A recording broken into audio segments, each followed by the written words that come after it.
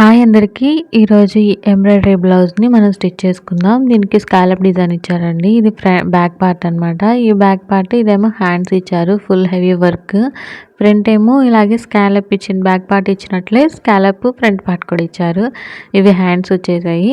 ఇప్పుడు మనం కటింగ్ చూద్దాం. దీనికోసం లైనింగ్‌ని ఉతికారబెట్టేసుకొని ఫోల్డ్ చేసేసుకొని కింద ఒక హాఫ్ ఇంచ్ వదిలేసుకొని పైన ఒక హాఫ్ ఇంచ్ లెంత్ తీసుకోవాలండి. హైట్ మనకి 14.5 తీసుకొని ఇలా హైట్ మార్క్ చేసుకొని పైన కూడా ఒక హాఫ్ ఇంచ్ అనేది ఖర్చు తీసుకోవాలి. ఇప్పుడు మొత్తం బ్లౌజ్ని బ్యాక్ పార్ట్ కింద వరకు మొత్తం ఫోల్డ్ చేసుకొని 4 ఫోల్డ్స్ చేసుకొని కాజా పార్ట్ అనేది వదిలేసుకొని 4 ఫోల్డ్స్లో ఇలా పెట్టేసుకొని మార్కింగ్ అయితే చేసుకోవాలి. దీంతో నడుము కొలత వచ్చేస్తుంది. తర్వాత ఒక 1 ఇంచ్ ఏమో డాట్స్కి 2 ఇంచెస్ ఖర్చులకు తీసుకోవాలి. ఇప్పుడు మనకి షోల్డర్ ఎంత తెలిస్తే మనకి నెక్ ఎంత అనేది క్లియర్గా అర్థమవుతుంది. దీనికి వచ్చేసి 2.35 ఉంది. పావు తక్కువ 2 అనమాట. షోల్డర్ వచ్చేసి నేను 5.5 తీసుకుంటున్నాను. ఇక్కడ 3 ఇంచెస్ ఏమో షోల్డర్ వస్తుంది. 2.5 ఏమో నెక్ వస్తుంది అనమాట. ఇప్పుడు షోల్డర్ నెక్ అయిపోయింది కదా. ఇప్పుడు మనకి సైడ్ ఎంత తీసుకోవాలనుకున్నప్పుడు పైన 5.5 తీసుకున్నాం కదా, అంతే కిందకు కూడా తీసుకొని ఒక స్ట్రైట్ లైన్ అయితే డ్రా చేసేసుకోవాలి. ఇప్పుడు బ్యాక్ పార్ట్ని సైడ్స్ అనేవి మడత పెట్టుకొని కింద పావు ఇంచ్ వదిలేసుకొని పైన మార్క్ చేసుకోవాలి. దీనివల్ల ఏంటంటే చంక దింపేంత అనేది వస్తుంది. మనకి ఖర్చుతో సహా ఒక హాఫ్ ఇంచ్ అనేది వదిలేసుకోండి.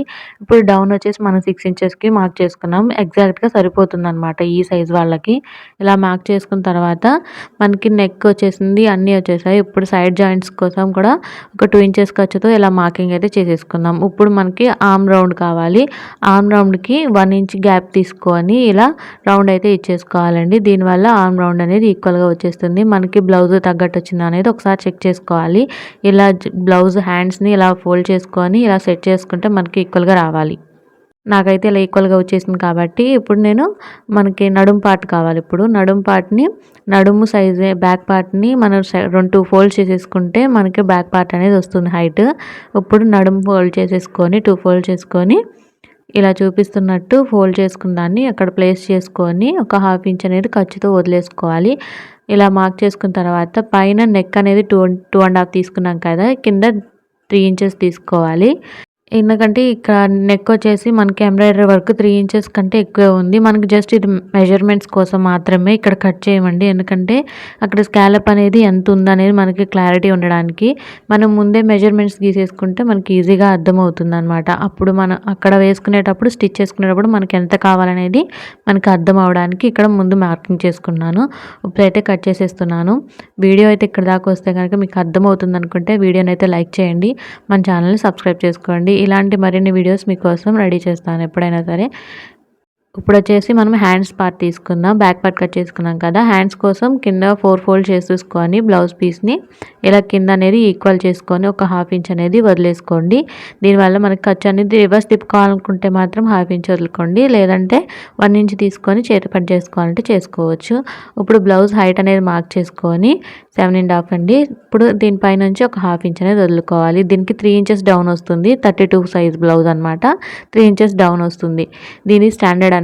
32 సైజ్ వాళ్ళకి 3 ఇంచెస్ డౌన్, అంతకంటే ఎక్కువ ఉంటే ఎక్కువ తీసుకోవాలి. 1.5కి పైన మార్క్ చేసుకొని క్రాస్గా మనకి ఆర్మ్ రౌండ్ ఎంత 9 ఇంచెస్ ఉంది, ఆ 9 ఇంచెస్ని ఇక్కడ మార్క్ చేసుకొని క్రాస్గా ఇలా మార్కింగ్ చేసుకోవాలండి. ఇప్పుడు వచ్చేసి హ్యాండ్స్ లూజ్ అనేది మార్కింగ్ చేసుకుందాం. హ్యాండ్స్ని 2 ఫోల్డ్ చేసుకొని కింద లూజ్ ఎంత ఉందో అంతవరకు మార్క్ చేసుకొని ఇక్కడ నుంచి ఖర్చు కూడా 2 ఇంచెస్ తీసుకోవాలి. ఈ ఎంబ్రాయిడరీ బ్లౌజుల కంటే కొంచెం లూజ్ ఎక్కువ పెట్టుకుంటే ఎక్కువగా మనం వాడతాం కదా, ఎక్కువ వాడినప్పుడు అది కొంచెం టైట్ అయిపోయిన తర్వాత లూజ్ అనేది ఖర్చు ఉండాలి కాబట్టి 2 ఇంచెస్ ఎక్స్ట్రా తీసేసుకోవాలి. ఇప్పుడైతే మార్కింగ్ చేసుకుందాం. స్టార్టింగ్లో ఎక్కడైతే మనం ఫోల్డింగ్ చేసామో అక్కడ మార్కింగ్ చేసేసుకొని ఎక్స్ట్రా ఖర్చులకు తర్వాత మిగిలిపోయినంత కట్ చేసేసుకుందాం. ఇప్పుడు లోత్ అనేది నేను కటింగ్ చేసుకునేటప్పుడు తీసేసుకుంటాను. సో అప్పుడు అదైతే చూపించట్లేదు. ఫ్రంట్ పార్ట్ని ఇప్పుడు కట్ చేసుకోవాలి కాబట్టి దీన్ని ముందు కింద పార్ట్ బ్యాక్ పార్ట్ని తీసుకొని దాన్ని మన డాట్ వరకు తీసుకొని ఫోల్డ్ చేసుకోవాలండి. ఎక్స్ట్రా క్లాత్ అంటే 2 ఇంచెస్కి ఫోల్డ్ చేసేసుకొని ప్లేస్ చేసేసుకోవాలి. హైట్ వచ్చేసి నెక్ 6 ఇంచెస్కి నేను మార్క్ చేసేసుకొని ముందే కట్ చేసుకుంటున్నాను. ఈ వీడియో క్లిప్ అయితే చిన్నది మిస్ అయిపోయింది. సో నేను కటింగ్ చూపించట్లేదు, కానీ ఇప్పుడు కట్ చేసిన తర్వాత చూపిస్తాను చూడండి. ఇలా వస్తుంది. దీనికి నెక్ వచ్చేసి ఫ్రంట్ నెక్ వచ్చి 7.5 దాకా తీసుకున్నాను. ఎందుకంటే ఫుల్ డీప్ అన్నారు, అందుకే అలా తీసుకున్నాను. మామూలుగా అయితే 7 ఇంచెస్ లోపుతో తీసుకుంటారు. సో ఇలా వచ్చింది. తర్వాత కింద అయితే 2 అతుకులు పడ్డాయి. ఇప్పుడైతే బ్లౌజ్ పీస్ మెయిన్ పీస్ మీద మన వర్క్ పీస్ మీద ఇలా సెంటర్కి డిజైన్ ఎక్కడ ఉందో అక్కడ వరకు మార్క్ చేసుకొని ప్లేస్ చేసుకొని దీని మీద మనం డిజైన్ అనేది ఇచ్చుకోవాలి. అంటే లైనింగ్ అనేది పెట్టుకొని మనం దాన్ని ప్లేస్ చేసుకున్న తర్వాత ఖర్చులు అనేది కొంచెం ఎక్స్ట్రా ఉంచుకొని మనం ప్లేస్ చేసుకొని మనం కట్ చేసుకోవాలి.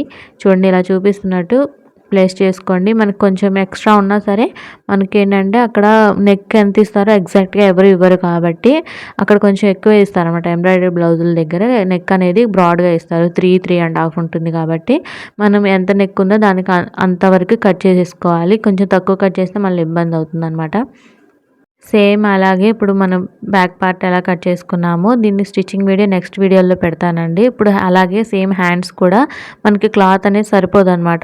క్లాత్ అనేది ఒక సైడ్ ఎక్కువ వస్తుంది, ఒక సైడ్ తక్కువ వస్తుంది. దీన్ని మనం యాడ్ చేసుకోవాలి. ఇప్పుడు నాకు చూపిస్తున్నట్టు ఎంబ్రాయిడరీ వర్క్ హ్యాండ్స్ అనేది ఒకదానికి ఎక్కువ వచ్చింది, ఒక సైడ్ తక్కువ వచ్చింది. మళ్ళీ హ్యాండ్స్ తక్కువ ఉన్న సైడ్ మనం అతుకులు వేసుకోవాలి. చూడండి చూపిస్తున్నట్టు ఇలా చూడండి ఇలా వస్తుంది. సో దీన్ని తర్వాత నెక్స్ట్ వీడియోలో చూపిస్తాను. ఇప్పుడైతే ఇలా కట్ చేసేసుకున్నాం హ్యాండ్స్ హ్యాండ్స్ కూడా సెపరేట్గానే వస్తాయి. మనం దేనికి తగ్గట్టు దాన్ని ప్లేస్ చేసుకొని కట్ చేసుకోవాలి. ముందే లోతు తీసుకుంటే మనకి ఇబ్బంది అయిపోతుంది.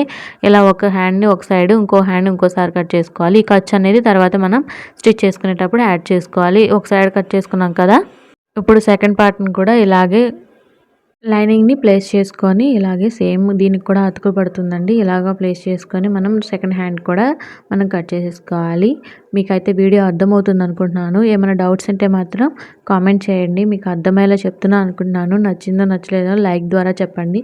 లైక్ అయితే చేయండి. మన ఛానల్ని సబ్స్క్రైబ్ చేసుకోండి. చిన్న క్రియేటర్స్ కదా మేము, మమ్మల్ని కొంచెం సపోర్ట్ చేయండి. ఇలా హ్యాండ్స్ అయితే 2 ఫోల్డ్ కట్ చేసేసుకొని 2 కూడా కట్ చేసేసుకున్నాం. ఇప్పుడైతే మనం బ్యాక్ పార్ట్ అయిపోయింది, హ్యాండ్స్ అయిపోయాయి కదా. ఇప్పుడు ఫ్రంట్ పార్ట్ కట్ చేసుకుందాం. ఫ్రంట్ పార్ట్కి వచ్చేసి మనకు అతుకులు ఎక్కువ పడతాయండి. ఎందుకంటే ఎంబ్రాయిడరీ బ్లౌజులకు వచ్చేసి అతుకులు ఎక్కువ పడటానికి కారణం ఏంటంటే వర్క్ బ్లౌజ్ అనేది వాళ్ళు ఎక్కువ పెడతారు. బ్యాక్ పార్ట్ హ్యాండ్స్కి ఈక్వల్గా వచ్చేటట్లు చూస్తారు. కానీ ఫ్రంట్ పార్ట్కి వచ్చేసరికి ఏదో ఒక మూలన వేస్తారు కదా ఆ ఫ్రంట్ కొంచెం. దానివల్ల ఏంటంటే మనకి ఫ్రంట్ పార్ట్ బ్యాక్ పార్ట్ కొంచెం తేడా ఉంటుందన్నమాట. ఫ్రంట్ పార్ట్ అనేది 2 ఒకే సైడ్ రావు.